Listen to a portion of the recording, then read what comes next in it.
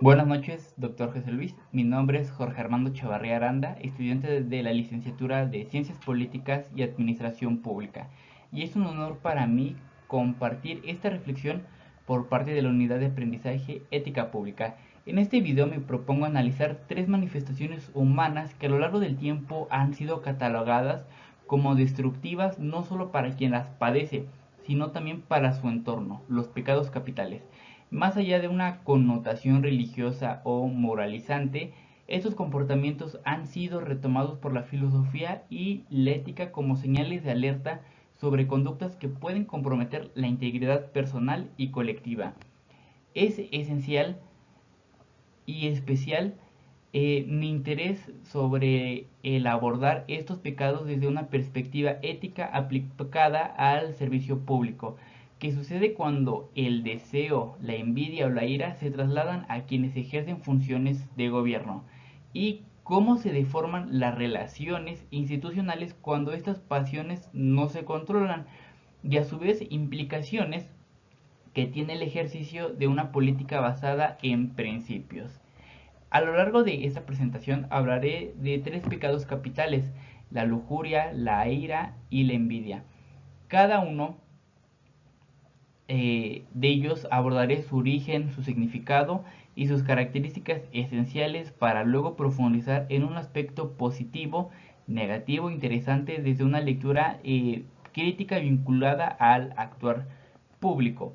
Este análisis culminará con una reflexión personal sobre los motivos que me llevaron a seleccionar esos tres pecados y su repercusión en el ámbito de la política y la administración.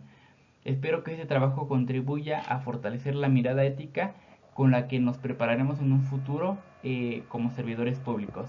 Dicho esto, me gustaría comenzar con el primero de los tres: la lujuria. La palabra lujuria proviene del latín luxuria, que en su origen hacía referencia al exceso, a la abundancia desbordada. Eh, con el tiempo, este término se vinculó principalmente al deseo sexual desenfrenado, pero si lo analizamos con mayor profundidad, no se limita a este ámbito. La lujuria es en esencia un impulso demasiado hacia el placer, esencialmente aquel que se persigue sin límites, sin considerar al otro ni las consecuencias del mismo. En este sentido, la lujuria es una manifestación del deseo que ha perdido todo equilibrio ético en el anhelo que se vuelve una obsesión, el placer que ya no solo no es compartido ni cuidado, sino que se impone, consume y utiliza. En el ámbito ético, la lujuria no se juzga solo por lo sexual, sino por el tipo de relación que se establece con el otro. Cuando la persona es reducida a un objeto de satisfacción personal, cuando el deseo borra el respeto, la dignidad o la empatía, estamos ante una expresión clara de este pecado. En el punto de aspectos positivos, aunque la palabra tiene fuerte carga negativa, es posible rescatar un aspecto positivo del deseo cuando éste es gestionado con respeto, consentimiento y conciencia. La capacidad de sentir atracción, de disfrutar de los sensorial, incluso de conectar emocionalmente con otras personas, forma parte de la naturaleza humana. El problema no es el deseo, sino su descontrol. Desde esta óptica más amplia, la energía del deseo, cuando es encausada éticamente, puede convertirse en un impulso creativo, en búsqueda de belleza, en capacidad de conexión. En el servicio público, una persona con pasión bien dirigida puede ser alguien con la fuerte motivación de transformar la realidad o por construir vínculos humanos sólidos. Y bueno, en la sección de aspectos negativos, cuando la lujuria se convierte en una conducta habitual, pierde toda dimensión humana. En el servicio público, esto puede traducirse en acoso laboral, abuso de poder, relaciones impropias entre funcionarios y subordinados, o incluso en uso de favores sexuales como moneda de cambio. Además, la lujuria también puede tomar formas más sutiles como las manipulaciones emocionales, el uso de imágenes o una imagen para seducir políticamente o la instrumentalización de otras personas para fines personales. Eh, en todos los casos, el deseo se vuelve una fuerza destructiva que niega la ética, la profesionalización y el respeto mutuo. En aspectos interesantes a resaltar, uno de ellos y el más interesante de la lujuria es su camuflaje. Muchas veces se disfraza de carisma, de simpatía o incluso cercanía en contextos de poder donde hay jerarquías marcadas. Puede pasar desapercibida o incluso ser normalizada. Además, es un pecado que suele ser juzgado moralmente cuando explota en forma de escándalo, pero que habita cotidianamente en muchas estructuras institucionales disfrazado de relaciones consentidas o de vida privada, aunque en fondo existe un desequilibrio de poder evidente. La lujuria cuando entra en, en en un espacio público sin límites éticos deja de ser una emoción humana para convertirse en una forma de dominación silenciada. Este, Habiendo analizado la lujuria como un deseo que cuando se desborda puede este, eh, oscurecer el respeto y la dignidad, quisiera ahora dar un paso al otro pecado, que actúa de manera distinta pero no menos dañina. Me refiero a un sentido más silencioso, pero profundamente corrosivo. En un sentido que no se manifiesta en gritos, pero que puede socavar relaciones de ambientes de trabajo e incluso decisiones políticas si, si este no se detecta a tiempo. En este sentido, es la envidia.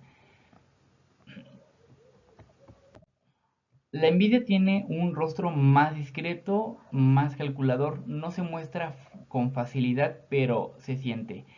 Es esa incomodidad que aparece cuando alguien más logra lo que nosotros deseamos. Eh, no es solo querer tener lo que el otro tiene, es querer que el otro no tenga.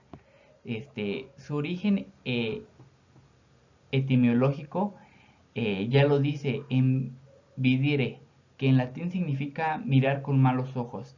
Y cuando esa mirada se vuelve habitual, se convierte en una forma que interpretamos el éxito, lo que surge ya en admiración sin sentimiento. En el contexto personal puede provocar aislamiento o infelicidad, eh, pero en el ámbito del servicio público la envidia toma formas que se esconden en competencia interna, en la resistencia a que un compañero crezca profesionalmente o en la negociación de un mérito ajeno. En casos más graves puede motivar a decisiones injustas, obstaculizar proyectos o fracturar equipos de trabajo.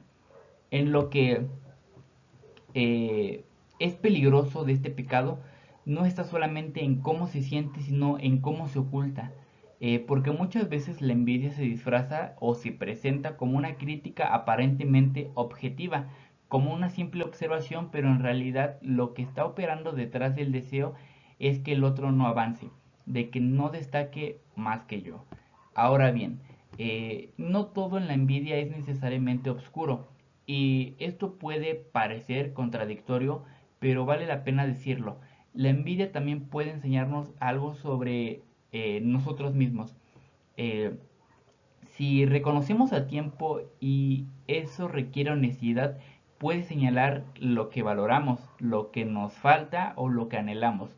En otras palabras, puede convertirse en una oportunidad de autocrecimiento. Por ejemplo, si envidiamos a alguien por su reconocimiento, podríamos preguntarnos por qué deseo ser valorado, qué estoy haciendo con mi talento o en qué me gustaría mejorar. Ahí la envidia puede convertirse en espejo en vez de destruir puede inspirarnos.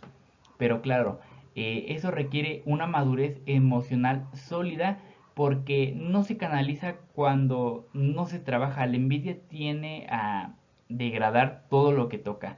En una oficina pública puede hacer que personas trabajen no por vocación, sino por competir, que se oculte información, que se saboteen ideas y que se impida el crecimiento ajeno solo por miedo a quedar atrás.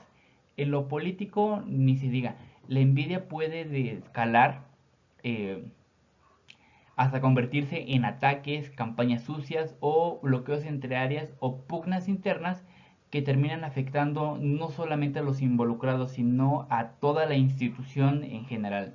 Un detalle que me parece especialmente interesante es que la envidia no solo se da entre individuos, también puede surgir entre grupos, entre departamentos, entre niveles de gobierno, que a veces una dependencia no coopera con otra porque no pueda, sino porque quiere que la otra no quiere que la otra se lleve el crédito. Por eso, hablar de la envidia en la ética pública no es exagerado, es absolutamente necesario porque ese pecado no deja rastros evidentes, pero lentamente la confianza, la colaboración y la capacidad de actuar con generosidad y justicia. Ahora bien, si la envidia actúa en silencio y corroe desde adentro, hay otro pecado que se presenta de una forma mucho más evidente, una emoción intensa que puede dominar el cuerpo, nublar el juicio y provocar rupturas inmediatas. Me refiero a la ira, el último de los tres pecados que exploraremos en esta presentación. La ira no necesita mucho tiempo para hacerse de notar. A diferencia de la envidia, que actúa en la sombra, la ira se muestra con mucha mayor fuerza, con ¿cómo decirlo? A veces incluso con violencia. Es esta emoción que se apodera del cuerpo, acelera la respiración y endurece el tono de voz y nos empuja a reaccionar sin pensar. Desde su origen etimológico, la palabra ira proviene del latín ira, que significa cólera o enojo intenso. En una reacción natural frente a algo que percibimos como una injusticia, una amenaza o una falta de respeto, y como toda emoción no es mala, eh, no es mala por sí misma.